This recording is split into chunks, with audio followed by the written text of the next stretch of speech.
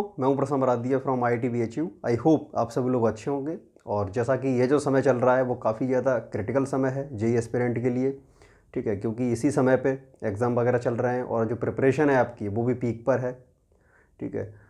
और ऐसे काफ़ी स्टूडेंट्स हैं जिनका जो जेई मेंस का जो रिजल्ट है वो उनके एक्सपेक्टेशन के हिसाब से नहीं आया है, ठीक है। तो उसमें टेंशन लेने की बिल्कुल भी ज़रूरत नहीं है, ठीक है, क्योंकि काफ़ी बच्चे कि इस तरीके की क्वेरी आ रही थी कि मेरा रिजल्ट वगैरह अच्छा नहीं हुआ है, ठीक है।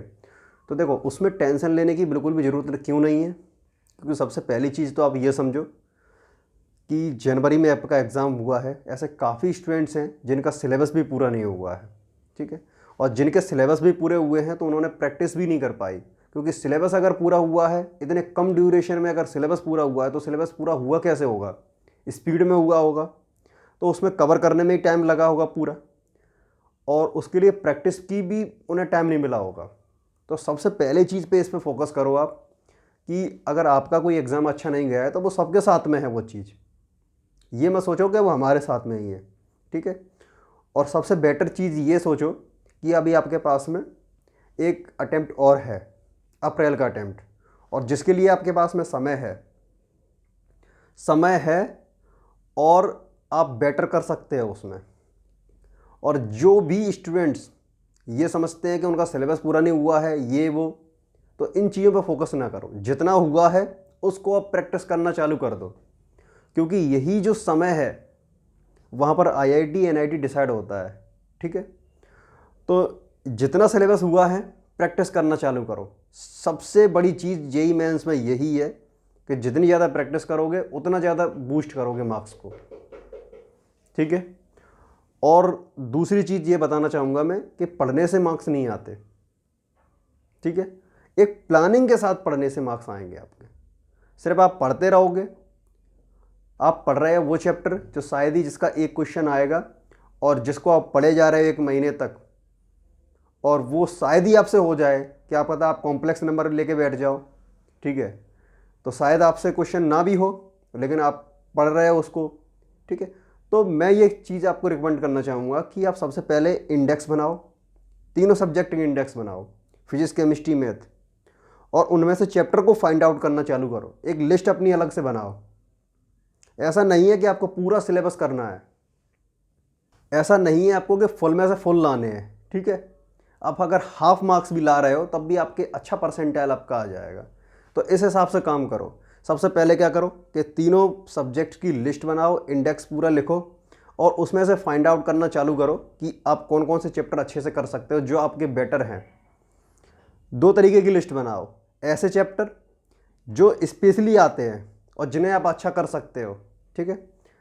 और एक ऐसी लिस्ट बनाओ जिसमें ऐसे चैप्टर को रखो जो एज अ टूल काम करते हैं। एज अ टूल का मतलब ये है कि वो चैप्टर और भी चैप्टरों में यूज़ होते हैं, मल्टीपल चैप्टरों में यूज़ होते हैं। जैसे सेट है, जो सेट का यूज़ कहाँ पर होता है, जैसे आप सेमीकंडक्टर पढ़ते हो तो लॉजिक गेट में यूज़ होता है, वहाँ कंसेप्ट में, ठीक है। उसके बाद में रीजनिंग पढ़ते हो तो सारा सारा सेट से रिलेट करता है वो, ठीक है। तो ऐसे चैप्टरों की लिस्ट बनाना चालू करो, जैसे क्वाड्रेटिक इक्वेशन है, काइनेमेटिक्स है। तो जब तक ये चीज़ें आप करना चालू नहीं करोगे तब तक आपके लिए जो मार्क्स का बूस्ट करना होगा वो बहुत ज़्यादा टफ होगा। तो ये चीज़ें आप एक क्या करो कि आप सबसे पहले इंडेक्स पे जाओ, इंडेक्स में से ऐसे चैप्टरों को फाइंड आउट करना चालू करो जिन चैप्टरों को आप अच्छी तरह समझते हो, जो आपके अच्छी तरह समझ में आते हैं, वो चैप्टर की लिस्ट बनाओ, ठीक है। और ऐसे चैप्टरों की लिस्ट बनाओ जो चैप्टर एज अ टूल काम करते हैं, और ऐसे चैप्टरों को भी लिस्ट बनाओ जो चैप्टर सिर्फ आप 1-2 घंटे पढ़ के या 1 दिन पढ़ के प्रैक्टिस करके आप 4 मार्क्स आप उसके कंप्लीट कर लोगे। जैसे पॉलिनोमियल है, आपका मैथमेटिकल रीजनिंग है, तो ये चैप्टर किसी चैप्टर में यूज़ नहीं हो रहा है लेकिन ये कंसेप्ट उनके यूज़ हो रहे हैं जो आप चैप्टर पढ़ चुके हो, जो आपने स्पेशल तरीके से पढ़ा है। जैसे आप सेट एंड रिलेशन जो चैप्टर है जो आपने स्पेशल तरीके से पढ़ा है, और उस चैप्टर का ही कंसेप्ट यूज़ हो गया उसमें, ठीक है। 2-4 कंसेप्ट होंगे जो अलग से यूज़ होते हैं उसमें, सारा का सारा वो जो ट्रुथ टेबल जो बनती है वो आपका पूरा सेट पे बेस्ड है, ठीक है। तो इस तरीके से जब तक आप प्लानिंग नहीं करोगे, चीज़ें नहीं आप अपने जो भी आप जिसमें आप बेस्ट कर सकते हो वो चीज़ें वहाँ से निकालो इंडेक्स से। और सबसे बड़ी चीज़ ये है, जेई मेंस के लिए आप अगर फोकस्ड हो तो शॉर्ट नोट्स तो आपके बनने ही चाहिए, सारे फॉर्मूले आपको रिवाइज होने चाहिए। और दूसरी चीज़ मैं ये भी कहना चाहूँगा कि अगर आपका जो परसेंटाइल है वो आपका अगर जेई एडवांस के लिए एलिजिबल हैं तो आपको जेई एडवांस के क्वेश्चन पे अगर फोकस करना चाहिए अभी, ठीक है। और जैसे ही आपका 1 मंथ बचेगा, अभी जो 1 मंथ है उसमें आपको जेई एडवांस के क्वेश्चन पे फोकस करना चाहिए अगर आप जेई एडवांस के लिए एलिजिबल हैं तो। और जैसे ही आपके पास में 1 महीना आएगा या 20 दिन पहले, तो उसके बाद में डायरेक्ट चालू हो जाओ फॉर्मूले पे, शॉर्ट नोट्स पे बार बार रिवाइज करो, ठीक है। और जेई मेंस के लिए कोई चैप्टर छोड़ा नहीं जाता, ये पहले याद रखें आप। हो सकता है 1-2 चैप्टर छोड़ सकते हो अगर पीएनसी वगैरह आपको अगर नहीं आती अच्छे से तो, ठीक है। तो लेकिन जेई मेंस के लिए आप ऐसा करो कि कोई भी चैप्टर छूटे ना, सारे चैप्टर पढ़ो, ठीक है, क्योंकि उसमें ज़्यादातर क्वेश्चंस जो आते हैं वो फार्मूला बेस्ड होते हैं, ठीक है। और जेई एडवांस के लिए आप लिस्ट प्लानिंग से काम करो थोड़ा सा, कि उसमें से चैप्टर को फाइंड आउट करो कि कौन कौन से चैप्टर में हम अच्छा कर सकते हैं, ठीक है।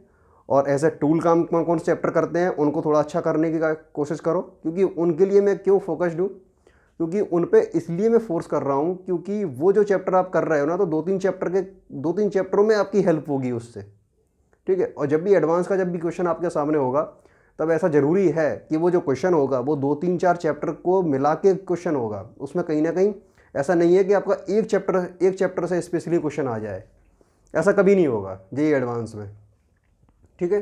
जेई मेंस में ऐसा ही होता है, क्योंकि एक स्पेशली एक चैप्टर से आएगा या फिर 2 चैप्टर से आ सकता है, ठीक है।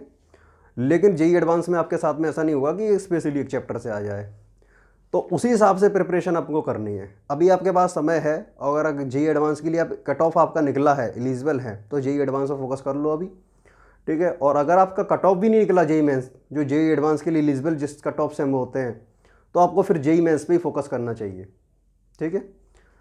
और इससे रिलेटेड अगर आपको कोई भी डाउट है, ठीक है, तो आप बिल्कुल कमेंट कर सकते हो, मैं उसका रिप्लाई करूँगा, ठीक है। लेकिन मैं इसमें बार बार वही चीज़ कहूँगा कि आपको प्लानिंग से काम करना चाहिए इस समय पे, क्योंकि आप जैसे पढ़ते आ रहे हो वैसे पढ़ते जाओगे, और ये मत सोचो कि सिलेबस पूरा करना है। इस चीज़ पे फोकस करो कि जितना हुआ है उसकी ही प्रैक्टिस करनी है, और इधर उधर भागने की ज़रूरत नहीं है। जो भी नोट्स हैं आपके, उन नोट्स को बार बार रिवाइज करो, ठीक है। कोई एक बुक फॉलो करो, 2-3 बुक फॉलो करने की कोई ज़रूरत नहीं है, क्योंकि ये लास्ट टाइम है। जितना करोगे अच्छे प्रॉपर तरीके से करो, और एक्यूरेसी पे भी ध्यान दो, ठीक है।